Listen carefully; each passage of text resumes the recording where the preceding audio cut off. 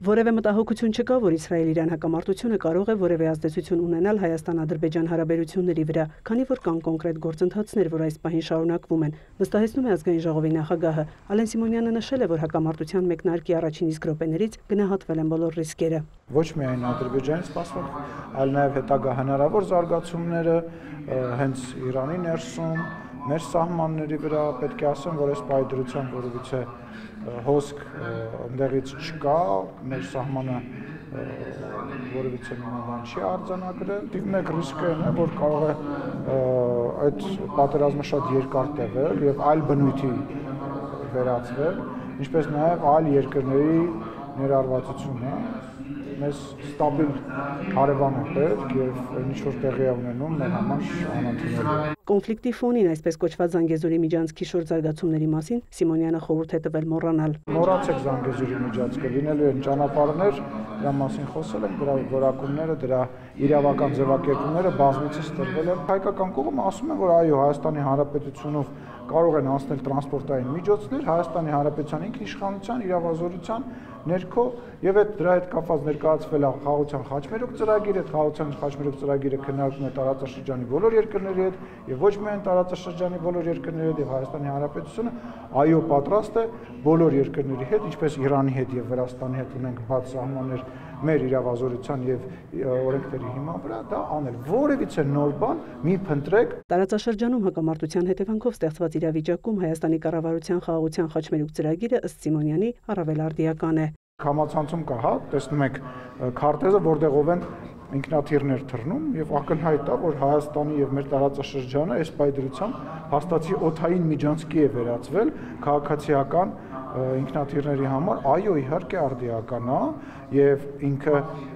նաև արդիական է այն առումով, որ դա ոչ միայն տնտեսական իմաստ ունի, դա նաև անվտանգային իմաստ ունի։ Հայաստան-Ադրբեջան պատերազմի ռիսկը գնահատելով նվազագույն, ազգային ժողովի նախագահը նշել է, պետք է աշխատել այն ընդհանրապես չեզոքացնելու ուղղությամբ։ Կառավարությունը այդ ուղղությամբ գործում քայլեր է անում, ինչպես նաև օրինակ ես համարում եմ, որ նման գործում քայլերից մեկը հաջես հայտնի վարչապետի նախատեսվող այցն է Թուրքիա։ Հաստատելով վարչապետի Թուրքիա այցի մասին տեղեկությունը, Ալեն Սիմոնյանը նաև տեղեկացրել է, որ այն նախագահ Էրդողանի հրավերով է։ Բոլոր հարցերը տարածաշրջանային քննարկվելու են եւ ես կարծում եմ այդ այցը պատմական է, որովհետեւ Հայաստանի Հանրապետության ղեկավարը առաջին անգամ նման մակարդակի այց է իրականացնելու։ Ազգային ժողովի նախագահը չի կարծում, թե Թուրքիան այդ կերպ փորձում է միջնորդ դառնալ Հայաստան-Ադրբեջան հարաբերություններում։ Ես կարծում եմ, որ Հայաստանը եւ Ադրբեջանը որևիցե մի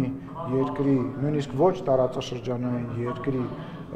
աջակցությամբ կամ որևիցե մի մայրաքաղաքում, եթե խաղաղության պայմանագիր ստորագրեն, դա կլինի բոլորի շահերը, բայց ինչպես տեսակ, խաղաղության պայմանագիրը Ադրբեջանը եւ Հայաստանը ավարտին հասցրեցին միասնական եւ երկու կողմը կորոշեն, երբ որ դրա ժամանակը գա, թե որտեղ կկնքեն, ինչ միջնորդություն կլինի միջնորդություն, թե ընդհանրապես միջնորդության կարիք չի լինի։ Ալեն Սիմոնյանը անդրադարձել է նաև ներքաղաքական զարգացումներին, մասնավորապես իր դեմ Ռոբերտ Քոչարյանի ներկայացրած դատական հայցին։ Ռոբերտ Քոչարյանի դատի տալու մասով շատ ուրախ եմ։ Դե հիմա դիմել է 9 միլիոն դրամ փող ա ուզում ինձնից։